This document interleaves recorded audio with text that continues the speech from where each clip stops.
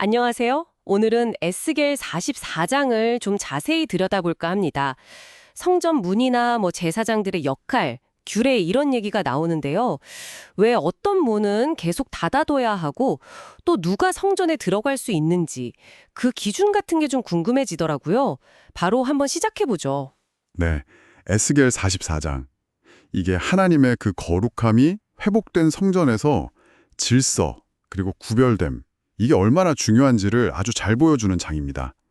그냥 규칙만 쭉 나열한 게 아니고요. 하나님과의 관계를 어떻게 다시 세울지, 또 과거의 실패는 뭐였는지, 그리고 앞으로 거룩한 공동체는 어때야 하는지, 이런 중요한 메시지가 담겨 있죠. 아마 들어보시면 이 엄격해 보이는 규정들 속에서도 그 의미를 발견하실 수 있을 겁니다. 네, 정말 시작부터가 아주 강렬한데요. 그 성소 동쪽 바깥문 있잖아요.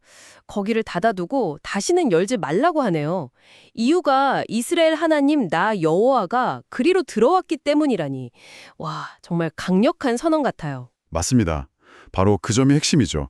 하나님이 임재하셨다는 그 사실 자체가 그 공간을 완전히 구별시키는 거예요. 누구도 함부로 침범할 수 없는 그분의 영광, 절대적인 거룩함, 이걸 상징하는 거죠, 그 닫힌 문이. 아, 그래서 왕조차도 다른 길로 들어가서 거기서 음식을 먹을 수는 있지만 그 문 자체는 계속 닫힌 채로 두어야 한다. 이런 거군요. 네, 그렇죠. 그리고 성전에는 여호와의 영광이 가득 차 있다고 하잖아요. 그래서 하나님이 에스겔에게 성전의 모든 규례와 율례를 잘 기억하고 누가 드나드는지 주의 깊게 살피라고 하시는 겁니다. 그분의 임재 앞에서는 완전히 새로운 질서가 필요한 거죠. 아, 그 하나님의 영광, 거룩함, 이게 이렇게 강조되니까 반대로 과거에 이걸 존중하지 않았던 일들이 더 크게 다가오는 것 같아요. 본문에서도 바로 지적하죠. 할례받지 않은 이방인을 성소에 들여서 성전을 더럽혔다. 이런 비판이요. 네, 맞아요. 바로 그 과거의 실패 때문에 중요한 역할 재조정이 생깁니다. 그러니까 과거의 우상 숭배에 가담했던 레위 사람들은 이제 제사장 직분, 특히 하나님께 직접 나아가서 제사하는 그 핵심 역할은 맡지 못하게 돼요. 아, 완전히 못하는 건가요? 완전히 배제되는 건 아니고요. 성전 문지기라든가 아니면 백성들이 가져온 재물을 잡는 일 같은 건 해요. 하지만 가장 거룩한 영역, 하나님께 직접 나아가는 그 제사는 이제 제한되는 거죠. 과거의 잘못에 대한 책임을 지는 거군요. 네, 그렇죠. 특권에는 책임이 따르고 그 거룩함을 훼손했을 때는 결과가 있다는 걸 분명히 보여주는 대목입니다. 근데 이게 좀 상당히 엄격하게 들리기도 하네요. 과거 잘못 때문에 영구적으로 핵심 직분에서 제외된다는 게 어떻게 보면 좀 가혹하게 느껴질 수도 있을 것 같은데요? 네, 그렇게 보일 수 있습니다. 중요한 질문이신데요. 이게 단순히 벌 준다 이런 차원이라기보다는 거룩함의 회복이라는 더 큰 틀에서 봐야 할 것 같아요. 하나님의 임재 앞에서 섬기는 역할이 얼마나 중요하고 또 그 역할을 하려면 얼마나 철저한 순결과 헌신이 필요한지 이걸 강조하는 거죠. 과거의 타협이 그만큼 심각했다는 걸 보여주는 동시에 이제 새로운 성전에서는 절대 그런 일이 반복되면 안 된다는 강력한 메시지이기도 하고요. 아, 그렇군요.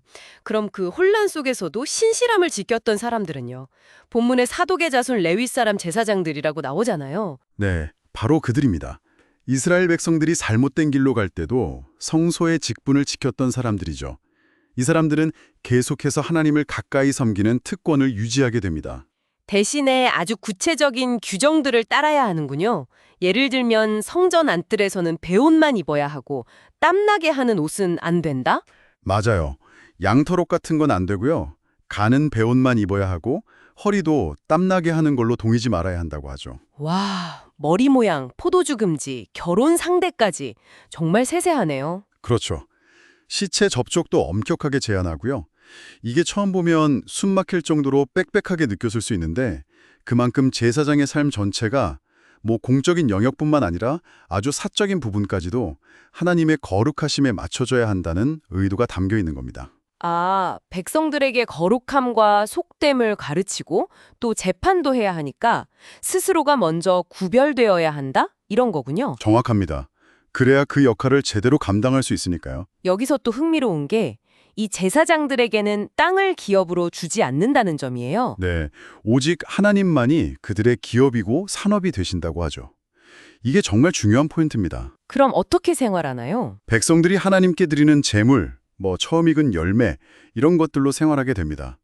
이건 제사장들의 삶 전체가 어떤 물질적인 소유가 아니라 오직 하나님께 대한 봉사, 그리고 백성들의 영적인 필요에 온전히 연결되어 있다는 걸 상징적으로 보여주는 거죠. 심지어 스스로 죽거나 짐승에게 찢겨 죽은 고기는 먹지 말라는 규정까지 정말 모든 게 구별됨을 통해 거룩함으로 향하고 있네요. 네, 맞습니다.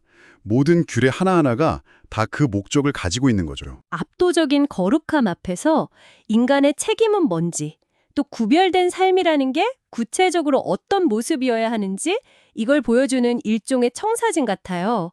닫힌 문, 역할의 재분배, 세세한 규정들. 이게 다 결국 하나님 앞에서 우리가 어떻게 서야 하는가 이 질문으로 모이는 것 같습니다. 네, 정확히 보셨습니다. 과거의 실패를 반복하지 않고 정말 하나님의 임재를 경험하는 그런 공동체가 되기 위해서 필요한 질서, 순결함, 헌신 이런 것들을 강조하는 거죠. 거룩함이라는 게 그냥 추상적인 개념이 아니라 우리 삶의 모든 영역에서 구체적인 선택과 구별됨으로 나타나야 한다는 걸 보여줍니다. 그렇다면 이게 오늘날 우리에게는 어떻게 다가올까요? 당신의 삶에서 거룩하게 구별한다는 건 어떤 의미일 수 있을지 한번 생각해 볼 문제인 것 같습니다.